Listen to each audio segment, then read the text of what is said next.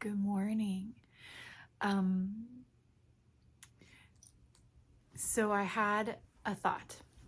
After I did the video yesterday and I was talking a little about books that I'm reading, one thing that I really miss from being a preschool teacher is reading children's books. I love children's books and the illustrations.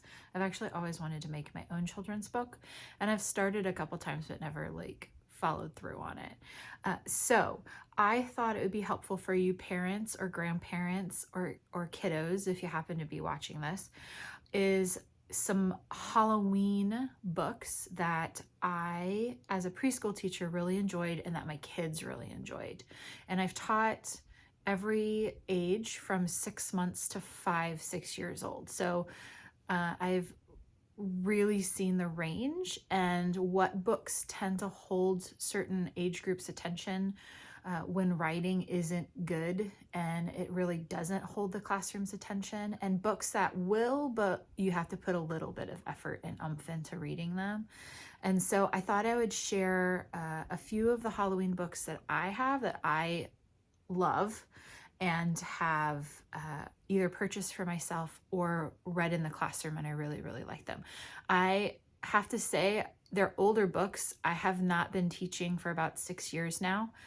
And so it kind of makes me want to go to like Barnes and Noble and go through all the new books and pick out the new stuff that I feel is a good quality children's books. But I thought that I would start with what I've got. I'm going to try and find all of these books. I'm an Amazon associate, and I will put the links of the ones that I find in the description of this video. So if you can't get out to a bookstore to find these, or you can't find them at the library, you have the option. Definitely always try to shop. I do as well at small bookstores to support local businesses, but oftentimes I can't find stuff there, and so Amazon is a viable option for that. So if you click on the link and you order it through Amazon, it will give me basically credit for sending them business. So I also want to add that I'm going to include a link to a file for a Halloween coloring page that I drew. Let's see if I can get it to. So it's this sweet little mouse family with a pumpkin. I actually intend on printing this out on a big piece of cardboard or poster board and then cutting it out, painting it, and putting it on the side at the baseboard so it looks like this little mouse family is in my house trying to carve a pumpkin at the base of the baseboard. I think it'll be cute. Enjoy. So the one book, I have this book, but I cannot find it. But it is one of my favorite Halloween books and has been one of my kids in my classroom's favorite Halloween books. And it's Frankenstein Doesn't Wear Earmuffs by John Lauren. It is the cutest book. It's witty, it's entertaining for both adults and for kids, which is always like a plus. To have to read a book a gajillion times over and over again when you don't like it, it's kind of hard. But this book, all these books are going to be things that like I enjoyed reading over and over again.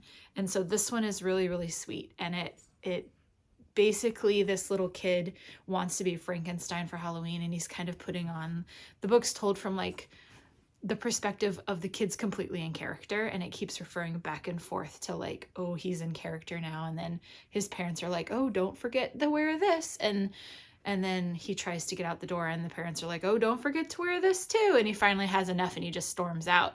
And he ends up realizing, oh, my parents were actually probably right to want me to put all this stuff on. And realizes that it would have been a good idea. But his parents are right there to help him anyway. And that even though he needs to wear a puffy coat because it's really cold or rainy out, it's still okay. All his friends are doing it too. So, and it's really cleverly written, and the artwork, the illustrations are really fun. It's a darling book. I love reading this. This book would keep the attention of the kiddos as young as 2, if they were more mature. It's a shorter read, not as many words, so that's great for younger kids. Definitely 3 and up are gonna love this book. because when they themselves are dressing up, they feel like they're in character. And so this is I think they can relate to that. So that's that book. It's somewhere in my house. I brought it out to read to my nieces and nephews, and I cannot remember where I put it. Let's see. The other books that are like tried and true. I grew up with Berenstain Bears. And these are the two books that I've read in my classroom. I would say Berenstain Bears tends to be, for older readers, they're pretty wordy. They can be a longer sit time. So I'd say when I was teaching preschool, my older 3-year-olds could sit through a book like this. But more so for 4 and 5. Like these books can sometimes take 20-30 minutes to read because they can be kind of wordy. But I do like that all of them pretty much have a moral to the story. And so this one is specifically for Halloween, Trick or Treat. And it's got that classic, like, talking about fall changing and Brother Bear and Sister Bear are getting ready for Halloween. And it goes through like being safe on Halloween, things to consider, only go to neighbors' houses that you know, stuff like that. And then also it has a side of don't judge a book by its cover, or don't judge a person by how they look, and get to know them first, because oftentimes that scary, spooky person that you think is grumpy and not nice is actually really kind and gentle. And so I like that part of the story too. Like I said, an older, maybe a pre-K student, kindergarten up, Berenstain Bears are great for. Sometimes the little ones, I mean, I've read these books with my class when I was teaching 2 and early 3-year-olds, and I would break it up into sections and then they could sit through it. But they're not quite ready to sit through that much wording, and it would take a lot of pauses to kind of sit and have a discussion with them about what that really meant. So those are always, I feel like these are fairly available still. I know the Frankenstein book will definitely be available at a bookstore. These, I feel like there's usually a section, but you may have to do a little bit more searching. This one is not specifically Halloween, but it is about Papa wanting to scare the cubs on their first camping trip. And a little bit of be careful what you wish for, because it comes back at him.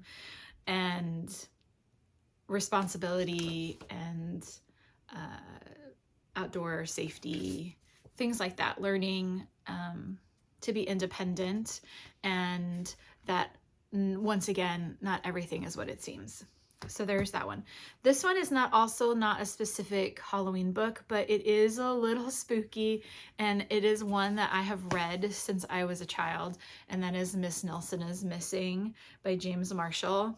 This one is my original copy from when I was a child. It is falling apart, but it's fun because the class, the teacher is just kind of overwhelmed by how crazy her classroom is, and so she takes a break, and this mean witch substitute comes to take care of the class, and the kids start to realize, oh, we had it really good, but where is she? And they start to try and find her. And it's a little rhymey. It's sweet. I'd say a younger 3-year-old could sit through this, maybe even a mature 2-year-old. It's pretty simple artwork. There's the witch.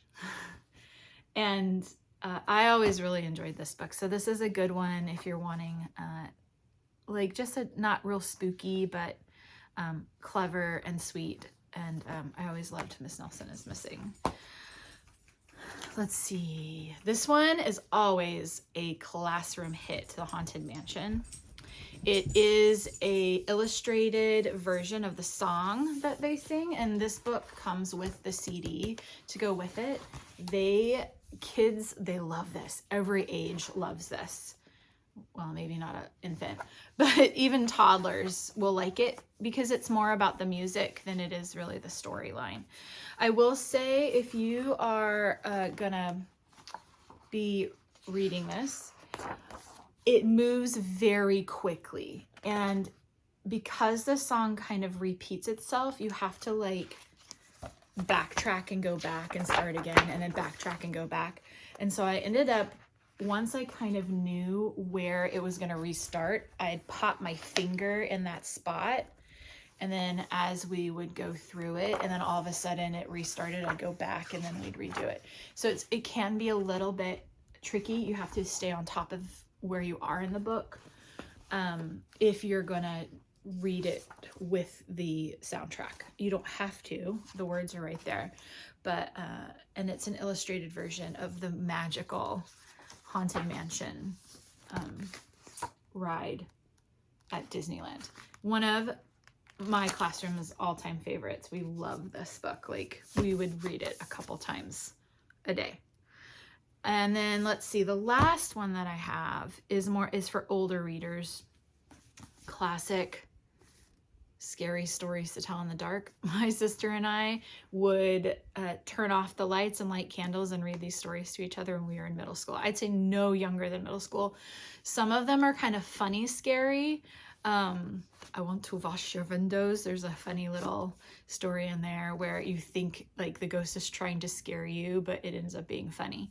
Other ones are like, they're scary. So if you want if you like scary stuff, like not crazy scary, there's a couple of them that definitely kept me up at night, but a touch of scary, these are for you. There's a few illustrations in these. Let's see, this is this one. But they're it's gonna be older readers or reading it with your middle schooler. There's just a brief